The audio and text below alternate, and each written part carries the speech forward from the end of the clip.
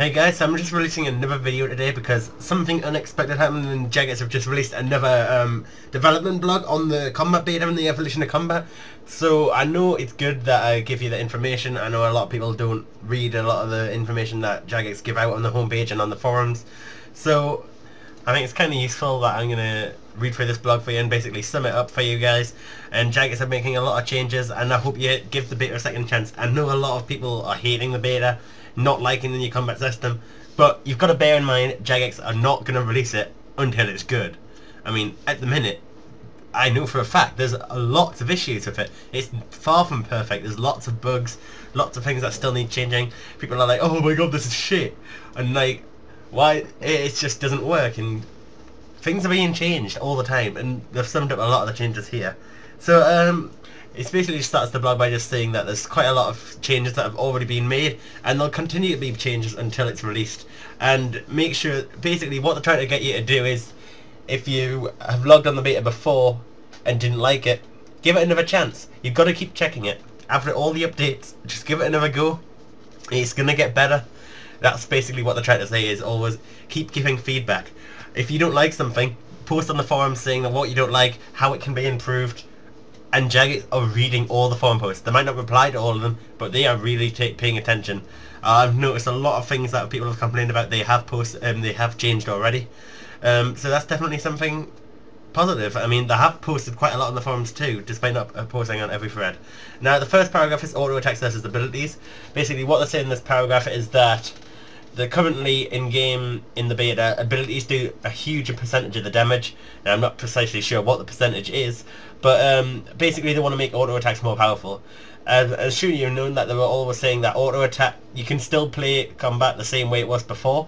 However, your damage per second will be less than if you were actually paying attention. This is still true now in the beta, however, the auto attack is very, very limited. The damage output you do is very, very small, and basically they're trying to change it so that it's a bigger percentage, so abilities will be a smaller advantage on top, which is definitely going to be better in my opinion. So if you're not paying 100% attention, you won't suffer that much loss of damage per second, so that's definitely a good thing. A lot of people are complaining about that. Again, the Jagex are paying attention to feedback, so make sure you do post your feedback. A small thing on the stuns, because there was a glitch where the ability Freedom, which is what it does, it basically helps you escape from a stun, or stops you from being stunned for so long if you're not currently stunned. Basically you weren't able to use abilities while stunned, including this one, even though despite the whole point of the ability was that you use it while you're stunned. But now that works. Basically they just wanted to sum up with the way stunning works. You've just got to be very smart. A lot of people are thinking it's just button mashing. No, it is really not. I mean, maybe more so in PVM. When you're doing Slayer and stuff, it's maybe not as important. But when you're doing a boss fight like next, it is very difficult. You've got to be very smart with what you're using. And it's the same in PvP. It's so important. I've messed around in PvP a lot, and I know I'm not a major PKer, but I've messed around in duo, with friends and stuff, just trying to have a proper fight. And it's fun. It's hard. You've got to master it. You've got to know what you're using. You've got to anticipate your opponent's abilities. You just got to know if you think you're going to be stunned, you need to be ready to use Freedom, because stunning it ruins you seriously. You don't understand. 3 seconds seems like nothing, but it really affects you. 3 seconds and you can be dead. The next part is the XP rates. Now this is one huge change they did in the beta, and basically what they were doing, things that were level 30, but 30 levels below your combat level, you did not get full XP off. I think the XP you actually got was 10% of your full XP. However, then a lot of people are saying, but on Slayer you get told to go and kill like hellhounds. They like 70 levels below me. So what's the point? I don't want to slay it. I'm going to be cancelling tasks that I normally would do. So basically what they did, they changed it so that in Slayer you would get 100% XP no matter what your task was, as long as it was on your task, which in my opinion it should have been there from the start as a perfect update. Great idea, and however people still didn't like the whole idea of this, and basically they've changed it currently so that you can get full XP from everything. However, they still said stronger monsters are still worth more individually. So in the current RuneScape, if you imagine going to Queen Black Dragon, you get huge XP drops for the same damage that you'd get on a goblin. That wouldn't give that much XP. It's currently the same system that's in game now. However, they said they'll still be keeping an eye on this, so I wouldn't expect this to stay exactly how it is at the minute. It might still be changed. Everything is still acceptable to change. Anything could happen yet. They'll always change a lot of things. Even if they've changed it once, they will still change it in the future if it still needs changing and reviewing. So that is something that a lot of people were complaining about, this XP thing.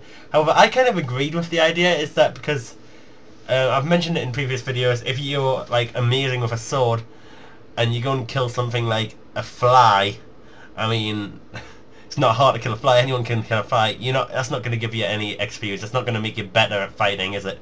If you can kill a few flies, it's not going to. However, if you kill something that's challenging for you, that puts you, it's that common phrase, no pain, no gain. If you don't do something that's tough, you're not going to get any gain from it. And that is, in my opinion, why they did that. However, they have changed it because a lot of people have said they didn't like it. So if a lot of people don't like it, that's fair enough. It's got to stay like that. They're also saying that the combat triangle still needs balancing perfectly, because basically one of the main points in the combat rework is because melee, ranged and magic were completely unbalanced. Melee was really incredibly strong, and obviously they've released this and magic was still quite underpowered. They've buffed magic quite a bit, and they're still admitting that it's not perfectly balanced, and they're still planning on doing updates to this in the future. And obviously they're still asking for a lot of constructive and balanced feedback. They don't want people that like love range to just post, oh my god, range needs buff, range needs buff. They want people that like feedback, actually take into account, try all 3 combat styles, and if one of them seems considerably weaker, do definitely post them. Let them know what's going wrong. I mean, a 2H range weapon should be very literally the exact same damage output as the 2H melee weapon on a no weakness target, I guess.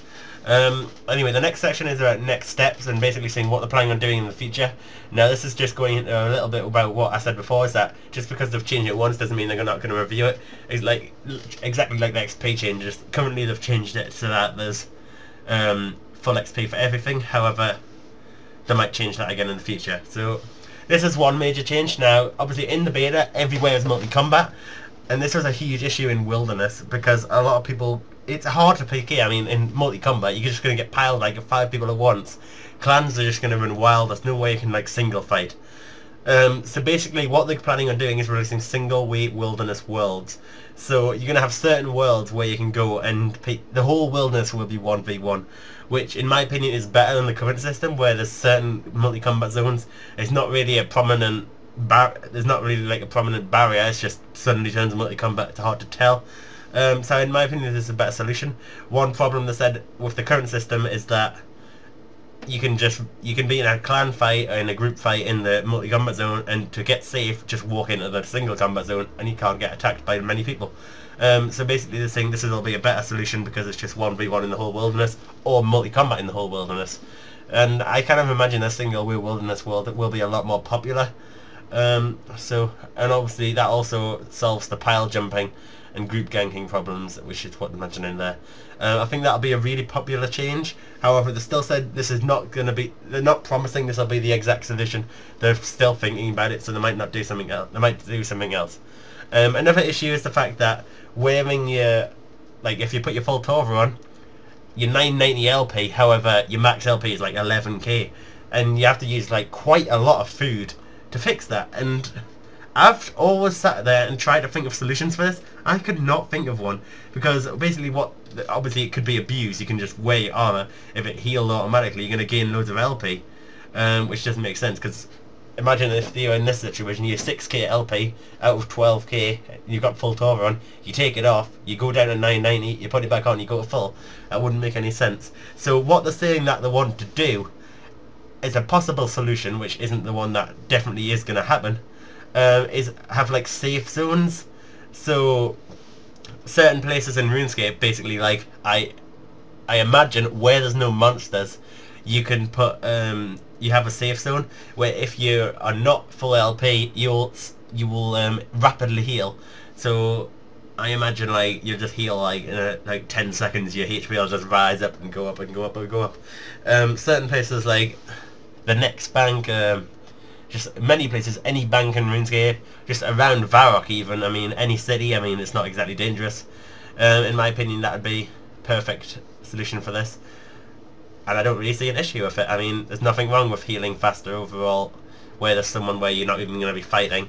So I don't think that's overpowered, and that should be fine. They're saying there's going to be a lot of changes to dungeoneering. We already need this, as obviously dungeoneering is hugely affected by this. There's definitely something that needs to be taken into account, and they're saying basically like magic is really suffering because of the problems with runes, and the items are just not working properly, and they will be sorting this. And they're also having they've also mentioned in Q&A before that they might be adding a lot more, dramatically more binds. So this is going to definitely affect dungeoneering like in a huge way, and we can only see in the future what they actually change to do it. Obviously they've got to plan that out really carefully, because it could really affect dungeoneering XP rates and make it a lot easier. I personally hope it doesn't make it a lot easier. In my opinion, it's fine in the real RuneScape. That's one point of the combat rework I'm really disappointed in. Dungeoneering is like one of my most favourite things to do in the actual game currently. So the fact that it's getting changed a lot is something that I'm not too pleased with. But in overall, I do like the combat rework, the idea of it. Obviously it does need a lot of work to sort it out. I think that's what a lot of people aren't giving it time for, to sort out all the problems and make it better. But hopefully the changes that will make dungeoneering will keep it up to scratch. I mean, the idea of dungeoneering will still be the same. You'll still do pretty much very similar tactics, hopefully. The next paragraph is about summoning. Now, in the Q&A they said they're planning a feature update, like the evolution of summoning, very similar to this, just an overhaul of the summoning skill, because it's really bad. If you've ever used like a combat familiar, the AI of the combat familiar, if you don't know what AI means, it's artificial intelligence. Basically just like the robot, like the intelligence of the NPC. Like, is it going to walk around a corner to fight something? Probably not in RuneScape, because it just walks into a corner and is like, oh no, can't attack, basically. So they are saying that summoning is basically in the same boat as dungeoneering. They will be making changes to make sure it's perfect for the combat beta. However, it will probably have an overhaul in the future by itself. Next thing is the interface, saying that they will be changing a lot of the interface just to make it better, especially the ability book, because it's quite annoying. The icons are huge and it's just hard to navigate. Also, in my opinion, the ability bars are a bit too small. They haven't mentioned that in the paragraph, but obviously all of this sort of thing they are definitely looking at, taking into account all feedback. So make sure you post it on the forums, and they will sort it. The more posts they see of something, the more likely they change it. If they have one tiny thread from one person mentioning it, fair enough, they might read it, but it's not going to be high on the list of priorities if it's one person asking for it rather than 50 people asking for it. They're going to take it into serious consideration then. Also, the other thing to mention is that the stats of equipment is hard to understand, and they're saying that many of the problems stem from misunderstandings about the system. A lot of people don't really understand like the way the system works. I think, in my opinion, it works basically on the combat triangle. If you wear Torva, you're going to have good defense against range but bad against mage, and that armor value is affected by that. But basically what they want to do is explain it in a lot more detail, and they're planning on doing that in the short term. And the rest of it is just encouraging you to get on the beta and post feedback. They really are desperate for feedback, and it's rare to see Jagex really ask for it. And so guys, make sure you go in the forums if you've been on the beta and post your feedback. Anyway guys, that's all I want to say for this development blog. Hope you found this quite interesting. I do love these blogs. It's quite interesting to see what Jagex is saying about it. Really do enjoy reading them. It's a good read. I mean, it's quite long. Anyway, but I'll post a link for this in the description if you want to read it yourself in more detail. But yeah, thanks for watching guys.